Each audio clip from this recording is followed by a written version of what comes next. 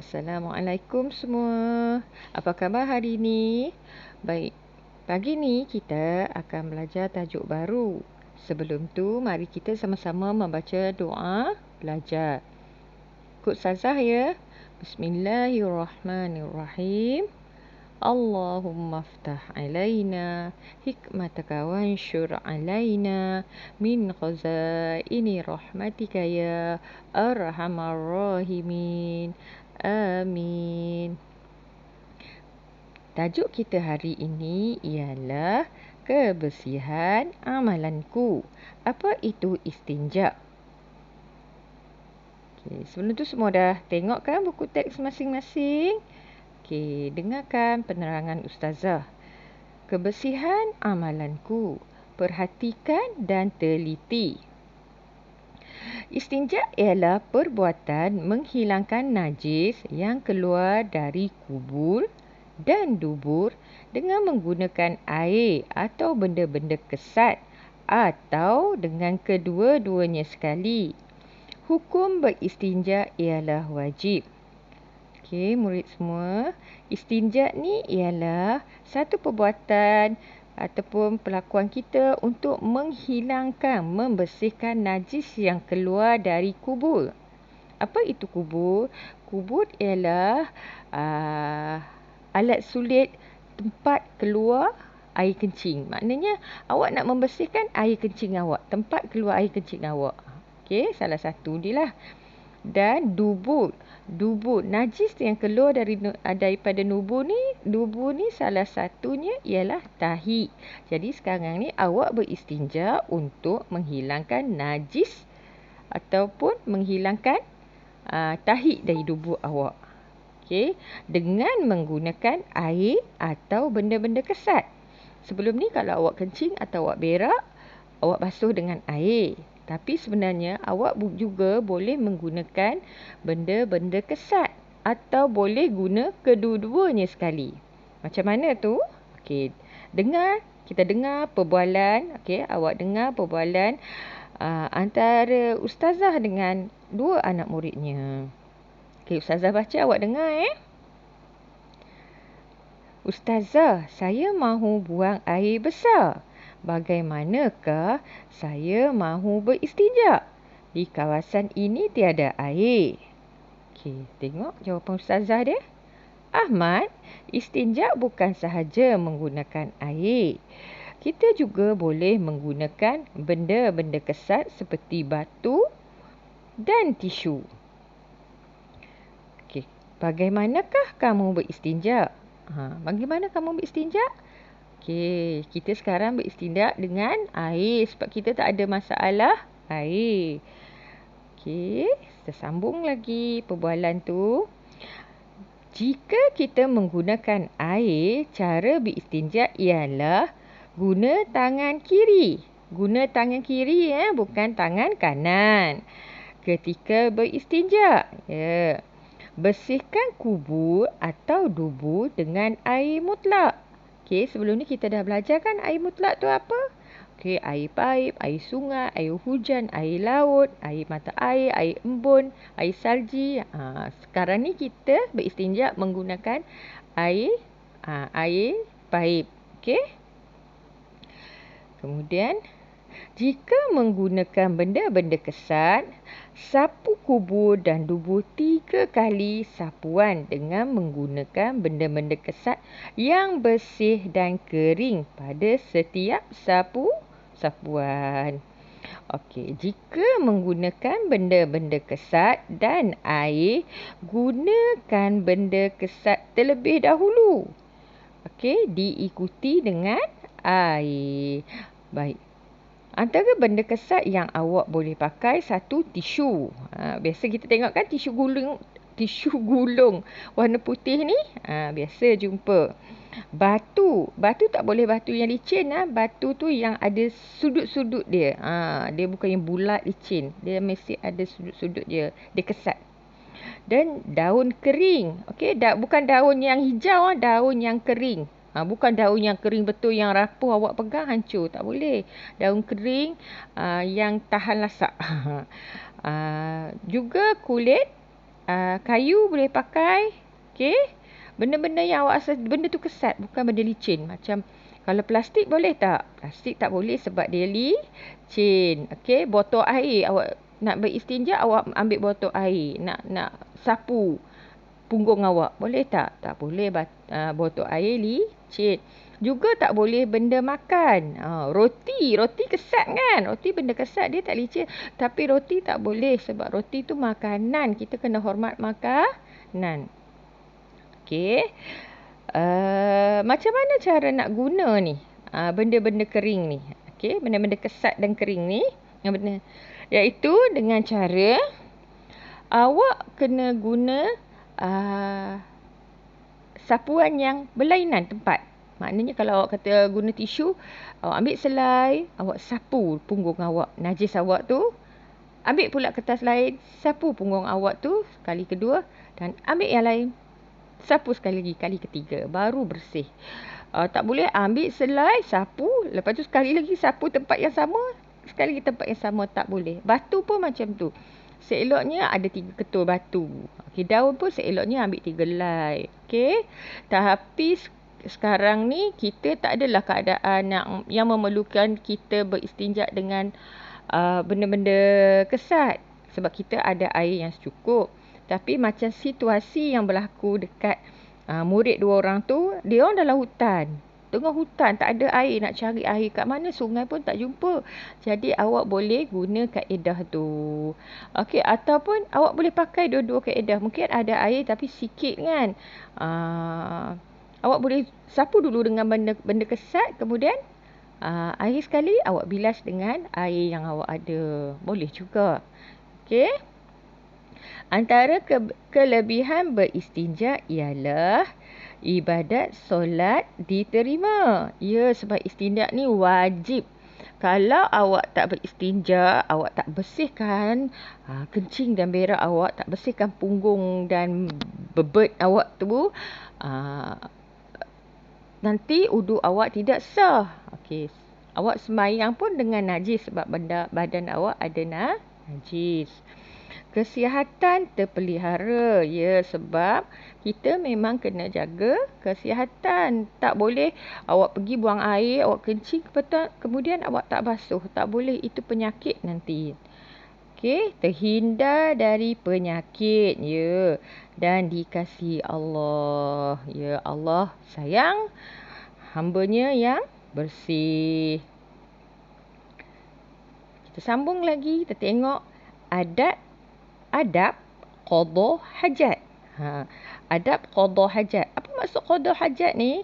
Iaitu adab ketika awak hendak masuk tandas, waktu awak hendak buang air. Sama ada buang air kecil atau buang air besar. Ataupun awak pergi, senang faham, awak pergi kencing ataupun awak pergi berak.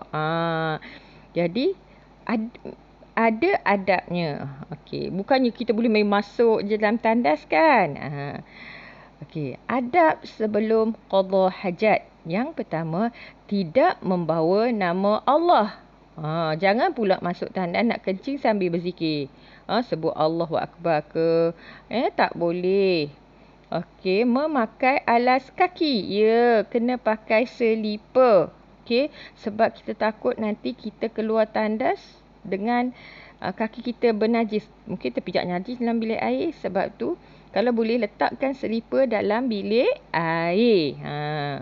Menutup kepala. Ya, menutup kepala sebab bilik air ni tempat yang disukai oleh setan, iblis, jin. Okey.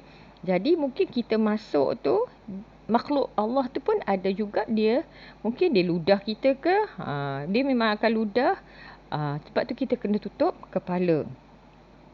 Membaca doa masuk tandas. Okey. Melangkah masuk dengan kaki kiri. Ingat masuk kaki kiri, keluar kaki kanan. Okey. Kemudian kita tengoklah adab semasa qada hajat. Tidak bercakap, makan dan minum. Kan waktu awak pergi buang air besar, sambil buang air besar, awak menyanyi lah. Awak bercakap dengan mungkin adik awak ke. Sebenarnya itu tidak baik, tak bagus. Makan dan minum lagi lah kan. Takkan nak berak sambil makan dengan minum. Kan kotor. Tidak membuang air merata-rata. Ini bukan buang air mineral, air minum tak. Ini buang air kecil. Awak pergi kencing merata-rata. Tak baik, tak bagus, tak boleh. Seeloknya kencing di tandas. Adab selepas qada hajat. Membaca doa keluar tandas. Melangkah keluar dengan kaki kanan. Ingat tu, masuk kaki kiri, keluar kaki kanan. Kalau rumah lain, masuk kaki kanan, keluar kaki kiri. Okey, doa sebelum masuk tandas. Kita tengok doa sebelum masuk tandas. Okey. Kita baca sama-sama. Lepas tu Ustazah nak awak hafal. Boleh kan? Okey, bismillah. Allahumma inni a'udzubika minal khubthi wal qaba'ith. Tuhanku, aku memohon perlindunganmu dari keburukan dan kekotoran. Okey. Ustazah kata tadi kan, bilik air ni tempat yang jin, setan suka masuk. Jadi, seeloknya awak baca. Bukan seeloknya, memang semestinya awak baca doa dulu sebelum masuk tandas. Kemudian kita tengoklah doa selepas keluar tandas. Okey. Alhamdulillahillazi azhaba annil adza wa afani. Okey. Ini doa selepas awak keluar daripada tandas. Keluar daripada tandas, awak terus baca doa ni. Segala pujian bagi Allah yang telah menghilangkan penyakit dari aku dan menyihatkan aku. Okey. Kita tengok rumusan dia. Rumusan Islam sangat mementingkan kebersihan. Kita hendaklah beristinja dengan sempurna. Okey. Baik. Sebelum Ustazah akhiri penerangan Ustazah nak ulang sekali lagi. Istinja itu ialah perbuatan menghilangkan najis. Istinja ialah perbuatan awak nak menghilangkan najis yang ada pada badan awak selepas awak membuang najis. Okey. Maknanya perbuatan awak untuk menghilangkan najis lepas awak pergi buang air kecil, buang air besar dan sebagainya. Okey. Kita boleh beristinja menggunakan air mutlak dan juga boleh menggunakan benda-benda kesat. Okey, benda-benda kesat tu ialah tisu, batu, daun kering, kulit kayu. Kita tidak boleh beristinja menggunakan benda makanan. Okey, benda-benda makanan. Okey. Adab dia ingat kan? Dan kalau boleh Ustazah nak awak hafal doa ni. Doa sebelum masuk tandas dan doa selepas keluar tandas. Okey. Baik. Awak dah faham semua penerangan Ustazah tadi? Sekarang ni masa untuk jawab latihan. Okey, kita tengok latihan dia. Awak buka buku aktiviti muka surat 103, 104 dan 105. Kita tengok dulu latihan muka surat 103. Okey. Kebersihan amalanku. Nombor 1 ni dia kata nomborkan. Nomborkan. Nomborkan tahu maksudnya tulis nombor di kotak kosong ni. Baik. Sebelum tu kita baca dulu jawapan dia. Sebab nanti bila Ustazah baca soalan awak faham. Kubur dan dubur, benda-benda kesat, air, wajib, najis. Okey. Istinja ialah perbuatan menghilangkan. Okey Ustazah. Keluarkan brus. Istinja ialah perbuatan menghilangkan apa sayang? Menghilangkan Ya, najis. Menghilangkan najis. Mana najis? Najis nombor 5. Jadi awak letak nombor 5. Okey. Yang keluar dari apa? Siapa pandai? Ya, keluar dari kubur dan dubur. Nombor 1. Dengan menggunakan apa? Menggunakan kubur, benda kesat, air, wajib, najis. Ya, menggunakan air. Nombor 3. Atau apa? Ya, benda kesat. Okey. Atau kedua-duanya sekali. Hukum beristinja adalah pandai. Wajib. Nombor 4. Oops. Nombor 4 Ustazah huduh lah. Ustazah buat semula. Oops. 4. Allah. Susah pula nak lukis nombor 4 ni. Okey. Baik. Warnakan alat yang boleh digunakan untuk beristinja. Warna apa? Okey. Tulang. Tulang boleh tak kita guna untuk beristinja? Tak boleh. Sebab tulang ni benda makanan. Okey, jadi tulang ni kita abaikan. Jangan warna jangan warna kotak tu, bulatan tu. Yang kedua, ranting kayu. Ranting kayu ni benda tajam. Benda tajam boleh tak? Ya, benda tajam pun tak boleh guna untuk beristinja. Kan luka punggung awak. Okey, plastik. Plastik ni boleh tak guna untuk beristinja? Plastik tak boleh. Sebab apa? Pandai, sebab dia licin. Okey, seterusnya. Oops, terconteng. Tisu. Tisu boleh tak? Tisu boleh. Jadi awak warna bulatan tu. Warna cantik-cantik. Ustazah warna huduh. Awak warna cantik-cantik. Kemudian yang ni apa? Lego. Lego boleh tak guna untuk beristinja? Tak boleh. Lego kan licin. Kemudian ini daun kering. Daun kering boleh tak? Daun kering boleh. Okey, warnakan yang keliling ni. Okey, dan juga batu. Okey, batu ni boleh sebab dia bersegi-segi. Kalau batu bulat licin tak boleh Okey, warna. Okey, awak warna cantik-cantik, Ustazah warna huduh. Okey. Kemudian kita tengok pula. Mana ni? Okey.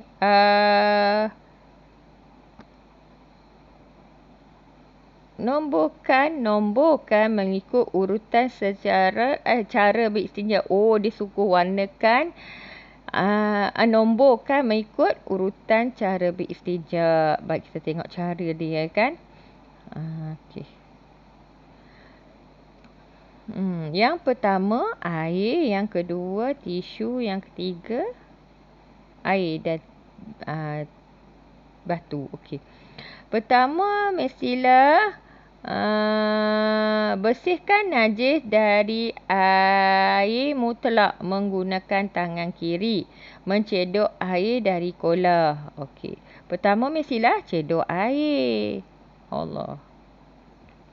Pertama cedok air. Kedua baru kita basuh dengan tangan kiri. Faham tak? Kemudian ulang sapuan sebanyak, nombor 2. Ulang sapuan sebanyak 3 kali. Setiap sapuan menggunakan tisu yang baru. Ulang sapuan sebanyak 3 kali. Setiap sapuan menggunakan tisu yang baru. Okey. Kemudian tengok pula yang bawah ni. Yang mana dulu? Menyapu kubur dan dubur dengan tisu yang bersih dan kering menggunakan tangan kiri. Okey. Jadi jawapan dia yang mana dulu? Kalau kita guna tisu, kita mestilah menyapu kubur dan dubur dengan tisu yang bersih. Nombor 1. Yang kedua baru kita ulang sapuan sebanyak 3 kali. Okey, Ustazah tukar colour lah. Warna ni dia tak nampak kan? Ustazah tukar colour lah. Biar warna purple. Okey. Okey, ini tadi mana? Mencedok air nombor 1. Mengkolah nombor 2. Yang ni nombor 1. Ini pun nombor 2. Okey. Kemudian tengok nombor 3. Cepat nombor 3. Menyapu kubur dan dubur dengan 3 biji batu yang bersih dan kering menggunakan tangan kiri. Bersihkan sisa-sisa najis dengan air mutlak. Yang mana dulu? Sapu kubur dan dubur 3 kali dengan dengan batu yang bersih ataupun basuh dulu dengan air. Okey, pandai. Mestilah kita kita sapu dulu dengan batu menggunakan sapu dengan batu menggunakan tangan kiri, lepas tu kita basuh yang terakhir dengan air. Jangan basuh air lepas tu sapu dengan batu. Tak, basuh dulu dengan benda kesat baru cuci dengan air. Okey. Baik, kita tengok pula. Muka surat terakhir. Tanda betul atau salah. Senang je. Adab qada hajat. Ini Ustazah nak awak buat sendiri. Sebab senang je. Awak tanda betul atau tanda pangkah. Tengok. Dia masuk guna kaki. Mana ni kaki? Kiri. Okey, betul ke salah? Okey, kalau betul, right. Kalau salah, pangkah. Okey. Dia keluar dengan kaki kanan. Okey, tak apalah, kita buat sama-sama lah, senang. Okey, ini gambar ni dia keluar, dia masuk dengan kaki kiri. Betul kan? Dia masuk kaki kiri. Okey, betul. Okey, dia keluar dengan kaki kanan pun betul. Okey, dia nombor... Ustazah salah tengok nombor. Ini nombor 2. Nombor 1 dia masuk dengan kaki kiri. Nombor 2 dia baca doa selepas keluar tandas. Okey, betul. Kemudian nombor 3 dia keluar dengan kaki kanan. Betul. Dia menyanyi dalam tandas. Nombor 4 menyanyi dalam tandas. Boleh tak? Tak boleh. Okey. Nombor 5 makan roti dalam tandas. Boleh tak? Tak boleh. Okey. Akhir sekali nombor 6. Dia masuk tandas. Dia pakai slipper. Dan juga tutup kepala. Betul. Okey.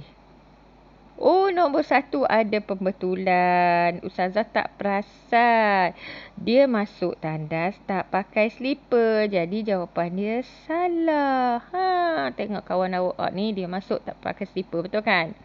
Yang ni nombor 6 dia pakai slipper.